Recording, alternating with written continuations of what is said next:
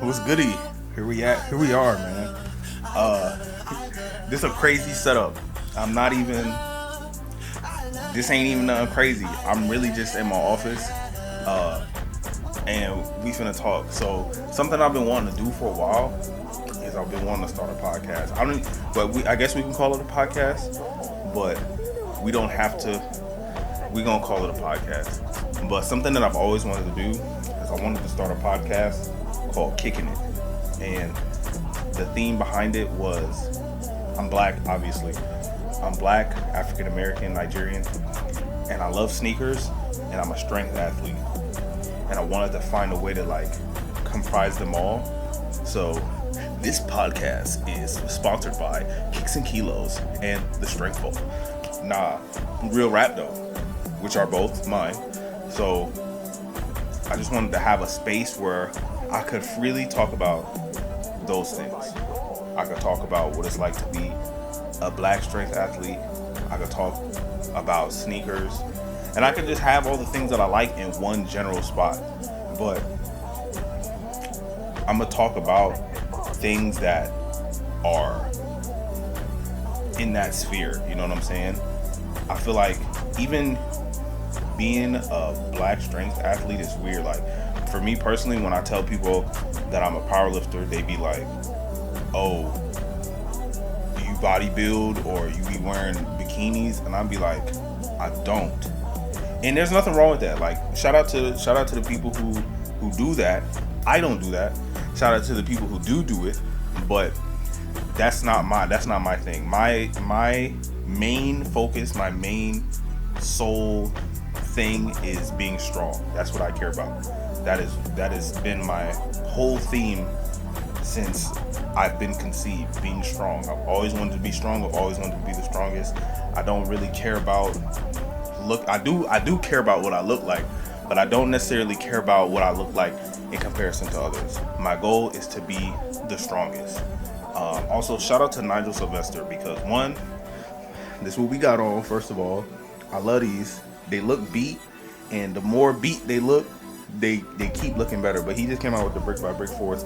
So if you see this, Nigel, send me some fours. It's a podcast called Kicking It. It's about sneakers. I'll lift in them. Like it ain't nothing. Like send me a pair. But my sole focus was to be strong. I didn't really care about what other people look like. What I look like ended up being a byproduct of wanting to be extremely strong. And so I screenshotted something because your boy was in the Word, your boy was reading the Bible, and something that kind of convicted me and just made me really think about what I got going on and what's going to kind of spark the topic for today is the difference between pride and confidence. So pride refers to the satisfaction of an individual gains of his abilities and achievements. Confidence, on the other hand, refers to the trust that someone has about something. So I got an issue with powerlifters. I got an issue with strength people. If you're in a strength sport and you have a problem with confidence, I got a problem with you. The reason why I got a problem with you is because and I got a problem with myself too. So I ain't excluded from this butt whooping. It's me too. There are so many instances, whether it be on a platform or field of play or in life, where we have an instance, whether someone was watching or not, we have an instance where we were able to build that confidence. We have so many instances where we've encountered something challenging that we didn't think we could overcome. We overcome it and then we forget about it. And it's like, the stronger you get, the more confident you have to be in your ability to overcome things and just show up. And I feel like because we're so used to being undermined by other people that we don't realize that we're building that ladder to our own success. And it's irritating because if you do something right, the first thing somebody's gonna do is compare it to what somebody else has done. And it's like, bro, what they did don't got nothing to do with what you've accomplished, because they not you and you not them, first of all.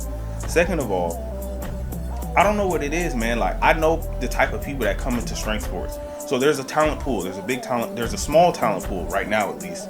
And a lot of the really talented strength athletes have played some other sport, whether they've played football, basketball, whatever the case may be. They're athletically inclined, or they're just naturally gifted and they've never played any sports. So confidence to them is like null and void. Like, they don't even think about it. They just go and do it because they know they're good at it, and that's all they're thinking about. And don't get me wrong, there's not instances where that confidence is like, oh snap, I don't know if I could do this. They still have those moments, but almost majority of their thinking comes from their success. Now, then you got the in-betweener people who not necessarily gifted, but they did and dabble in some type of sport growing up, and so moving their body and being athletic, like, it's not unfamiliar, it's not weird to them. Then you got the people who probably never played a sport, maybe played kickball every once in a while, but are like, maybe have been bullied or a nerd or whatever the case may be. And let me tell you something, I got the luxury of all three. I've been all three of these things that I'm saying. But the main point that I'm trying to make is that if you're the last thing I named, if you've barely played any sports, but you found a strength sport and you're getting into the groove, you're like understanding how it works and how you want to go about things and just learning the ropes, something that I need you to understand is that, yeah, it's dope to look up to people and it's dope to look at the people, the front runners, but you got to understand, you are a clean slate, and whatever you think you're capable of, whatever the capacity that you have, because you think you can, you probably will. And what do I mean by that? Let's say you want to squat, let's say you squat 225, you want to squat 500 pounds. Because you think you can squat 500 pounds, you'll probably do it. And what I mean by that is you will find the measures and the necessities and what it takes to be able to do that. And as you get there, you are going to go through traumas and painful experiences and failure and things of that nature. And you're going to be like, wow, this is a lot harder than I thought. But as long as you keep going, that's it. As long as you keep going, you will get there. But the most important thing is, while you're keeping on, while you're pressing on, while you're pressing on, it's extremely important that you recognize when you do well and just give your own self credit for it. Because that's where the confidence comes from. The confidence comes from knowing, hey, this was difficult. I did this, I overcame it, we lit. But a lot of people don't stop and smell the roses because they looking at somebody else's garden. They looking at what this person's doing. They looking at what that person's doing. And it's like, how can you ever develop confidence if your confidence is connected to someone else's doing and not your own? And that's something that I had to learn. Even when I was in 83, that's something I didn't. Dang, my fault. Hold on. My fault. My camera died. But yeah, there's so many people paying attention to what other people got going on, and they can't realize that they're in the process of building themselves up. And so the main thing is understanding, all right, I'm finna go through something, but no matter how small it is, I don't care how small it is, you learn how to overhead press better. You hit a small PR, you hit and match, like whatever the case may be. It is up to you to figure out and develop how you're going to build your confidence up. And it's so easy because, especially if you got a clean slate, like, again, if you a nerd, I'm a nerd. So don't take this negatively. If you're a nerd or you come from just like, you're just a regular Joe Schmo off the street and you're like, yo, I'm finna start powerlifting or I'm finna start Olympic weightlifting. If you have the cleanest of all slates, you can start from nothing. You can start from the teeny tiniest, just the oochie ooh, and be like, okay, I'm gonna do this, and everything you do from that point on is a straight dub. Like, you win it off rip. Oh, I showed up to class, or I showed up to this lesson. This is my third time this week. Boom. Okay, now I got a metric. I can measure that. I'm showing up consistently 3 times, building confidence. And it's like, people don't understand how easy it is to build swagger, because they so busy thinking they need to swagger jack, copy somebody else's style, or be like somebody else, that they can't create their own. And it's like, it's mad easy if you just focus on yourself. And it's hard. Like, you will go on Instagram and you're gonna see somebody lift more than you. You're gonna see somebody have the camera and the lights, or the crew, or the edits. You're gonna see that. You are going to see it. But my question is to you is, where are you finding your value in this process and in yourself? Because if you're looking at them and you're going, oh man, I just started this, but they got this, that, and the third, I'm not gonna compare. What are you first of all, why are you comparing? What are you comparing? You just started. Like, shut up. What are you doing? Shut up to yourself. That doesn't make any sense. There's so many instances where you could just look at yourself and be like, yo, I'm really up. I'm up from last week. I'm 10 pounds up from last week. This my 88th time. You know what I'm saying? Making it to class on time, making it to the gym on time. There's so many ways for you to build confidence. But because you keep looking at other people, you can't really establish your own, you know what I'm saying, your own, yeah, I mean. Because you looking at somebody else's, yeah, I mean, you know what I'm saying? So I think it's so important. And when I ran track is my first love. When I ran track, one of the biggest things my coaches told me, I'll never forget, shout out to Mr. Feaster. If you ever see this, you the guy. He's still a coach. He told me that, he said, man, Marcus, excuse me, he said, Marcus, if you had a little bit more haughtiness about yourself, you would be so good. And I was in college. Shout out to Aggie Pride. I was in college and his team was there for a meet. I think it might have been like New Balance Nationals or something like that. But I really sat there and I had to think about what he was saying to me. And to be honest, I think I was a sophomore in college. I'm still young. Like, you're a sophomore in college, you're young, you're still a child. So I'm thinking, I didn't really understand what he said until now. I didn't really figure out.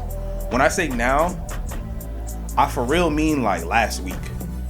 I think I was reading, I was either reading First or Second Kings, and it kind of made me, that's what brought up the discussion, confidence and pride, because pride comes before the fall. But when I really sat here and I thought about what that meant, it just let like, I was legit in tears. I was sitting there like, man, I've been going about this the wrong way. Or it's not even that I've been going about it the wrong way. It's more so like, this is something that I've had all along. If you've been in a strength sport, or you've been in any sport, we talking about powerlifting, we talking about strength sports. If we talking about the sport that you compete in, I want you to really sit down. And this is an exercise. Matter of fact, break out that pen and paper. Get that, I don't know if y'all still write, but get out that pen and paper. And something I want y'all to do is I want you to think about a meet. Whatever meet prep you had, and I want you to, good or bad, it could be good or bad, and I want you to think back to those moments, and I want you to think about everything that happened where it made sense for you to stop doing it, whether it be something going on financially, something going on physically, an injury, whatever the case may be. I want you to think about every instance where something happened and you were like, I should quit. I want you to think about all those moments, and I want you to write down all of those instances where you felt you was getting to that point where it's like, yo, I'm done. And then from there, once you're done writing all that down, I want you to really look at that, because guess what? You have however many instances you wrote down, that's your confidence right there. But because you're seeing someone else's confidence on display, you're diminishing your own. And it sucks. And it does not do anything. Let me tell you, if you about to do a lift and you're not confident, you might as well not do it at all. Because your body knows, you listen to you. You can hear you. If you're not confident, that's why I be telling people, I'm like, yo, I don't even need to hear you talk. I could watch you lift, and just on how you move and your mannerisms and just the small details. And if you play football, you know, like you line up in front of somebody, you know, you could look at somebody and be like, nah, they trash, or they not really having it. They really not like that. I can look at somebody and tell, like, yo, they ain't got it. But there's those instances, look at them and you'll see, like, I have something to be confident about. I did something that I didn't think I could do. I overcame it and I kept going. And I don't think people understand the power in that, because again, you get on IG, you get on powerlifting IG, you get on strongman IG, you get on weightlifting IG, and all you see is the lights, the cameras, the action. And even the people that got all the zigzags and doodads, like, you gotta realize, and hopefully they're lifting weight, because a lot of people got all this extra stuff going on and they not strong, like they just weak, and they just make it look good because people got a small attention deficit, and if things aren't flashing and lighting and blowing up, they not going to pay attention. But those people, they had to do something to get to where they are, to where they can even do that. Like they had to go through the same thing that you're going through. And so it blows me, because I always say this, and you can hate me or not, or you could disagree, but there should be more strong people. If people really sat down and they looked at the things that they overcame, or the things that they've been able to accomplish despite having setbacks and all of these things happening, they would realize that they're a lot better than they give themselves credit. But they don't give themselves credit. They're waiting for other people to give them credit. And that was my problem. Like, why am I waiting for somebody to give me credit on something that I've been trying to do? It doesn't make sense, because now I've created a dog in what's it call it? I can't remember the name of it, but I've created a negative feedback loop for my own progress, versus me looking at myself and being like, I'm making progress. If my progress is connected to the good things that people tell me, who knows how good I'll be able to progress, or how much, because maybe people might forget about you, or maybe unless you're posting, or unless you're going to a place where people can see you and tell you good job, like, that's the depth of your progress. And if it's like that, it's going to be limited. And I don't want to limit myself, especially if you're a strength athlete. You should not be trying to limit yourself to anything. You should be able to be like, yo,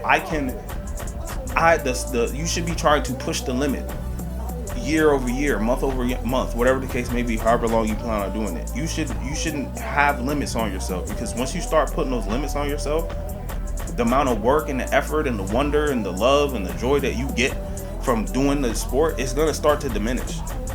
It's going to make you're going to get weaker, while there's people that are dreaming and thinking that they can do things. They're going to be the ones doing it because they're trying really hard. And that's the thing. Your confidence, if you can understand where your confidence lies, and really pay attention to the things that you've done and the things that you overcome, you will get so much better. And that's why I always said, I'll be like, there should be more strong people. That's something people might get upset at me about. But there should be more strong powerlifters, because powerlifting is one of those sports where, regardless of skill level, you can start from nothing and you can turn yourself into something if you do it for long enough. You could be complete buns. You could have no talent whatsoever, and you could start training. You get them newbie gains for however long. Hopefully you got a good coach, because that's important too, but that's another conversation. But you can come from nothing, doing nothing, never done nothing, and become something, because you understood that you are doing something, that you are something, that you was something before you became something. And I hate when powerlifters do this. They shame themselves before other people do it. They don't wait. They just start droning on themselves. And I'm like, yo, don't bid on yourself. You're you. Like, why are you talking? And I'm guilty of it too. Why would you talk trash about something that you care about, something that you're trying to do, something that you're trying to get better at? Who is that really going to help? You the one that got to lift it. Whatever implement, bar, you're the person that has to pick it up. Nobody's picking that John up for you. So it's so weird when I see people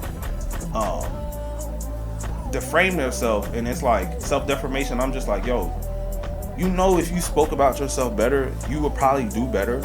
And I understand a lot of people don't, like, especially like I named 3 tiers. Even, I mean, there's high level athletes that still talk poorly about themselves because they're talent pool, but because of the talent that they have and that negative feedback loop that they created from people giving them praise, they just keep going. But for the second I named, where you did play a sport and you had skin in the game, or you come from nothing, you're a nerd, you get bullied, this, that, and the third. Bro, this is your chance to build yourself up, bro. This is an easy way for you to start building your tenacity, building your swagger, having that umph about yourself. But you going about it the wrong way. I don't know if it's obviously it's how you were brought up or the people you were around, because it starts somewhere. But when you start something like this, bro, when you start, like, I can't tell you how many people I've met that started powerlifting and they got better and they walk different, they dress different, they talk different, they started doing all these things differently because they started to understand, like, this process is about me getting better, and they got to the point where they can compete against other people. Because let's keep it a stack bean bundle 5K band, like, we're competing. I know for me, I'm a competitor. Yes, this is me versus me, but if I'm getting ready for a meet, I'm going to compete. Like, I'm not here to hold hands and kiss, maybe afterwards, pause, but all that extra stuff, I'm not with it. I'm here to win. And if you compete and you've been in a sport for a long time, or if you played sports growing up, hopefully you know you're there to win. That participation trophy is cool, but it's not really, and it's giving people a bad sense of self and a bad sense of effort and work when we do those things. But I could go on and on about this, but the main thing, y'all, is I want to just get people back to understanding that they can build themselves up. They can have confidence. They can have swagger. They can walk with a bounce. They can start dressing different. They can start talking differently, simply because they look at the things that they overcome, they acknowledge it, they accept it, and they use that as part of their armor as they continue to go on this fight towards strength. You know what I mean? So this was fun. To keep it stacked, I was like, you know what? Somebody's gonna listen to it, or somebody's not. Either way, what I'm saying is valid. And if nobody listens, I know that I said this, and I want to go back for my own self to go and look. And so hopefully this does help somebody. I'm gonna do this more often. Maybe eventually, you know what I'm saying, somebody wanna give us a sneaker. You know what I'm saying? Give me some more sneakers. And you know what I'm saying? Shout out to Nigel, you know what I'm saying? But nah, I want to continue to do this. I want to talk about the things that I be thinking about in terms of powerlifting, in terms of sport, and just share it. Have another dialogue. Have a dialogue that's edifying people versus, like, it's different when you get information versus when you talking to somebody about themselves. And I'm talking to me about me. I'm talking to y'all about yourselves too. I'm definitely there are some people that I know that I'm talking to, and I hope y'all see this and be like, yo, dang, Marcus convicted me. Yo, Marcus was definitely talking about me. Yeah, I'm talking about you. Confidence, man. It's very easy to build it. You gotta focus on yourself. You gotta focus on you, and you gotta understand that this is your process. This is your journey. And the more you pay attention to that, the more you acknowledge that, and the more you make it a real thing, and stop treating it like it's nothing, you gonna realize like, yo, I gotta put some dip in my walk. I gotta talk different. I gotta walk different. You know what I mean? So this is Kicking It. Your host, Muscle Man Marcus, and I'm gonna see y'all on the next one. Peace. Shout out Strength Vault. Shout out Kicks and Kilos. Ah ha ha. Ah ha ah ha. Ah ha ah.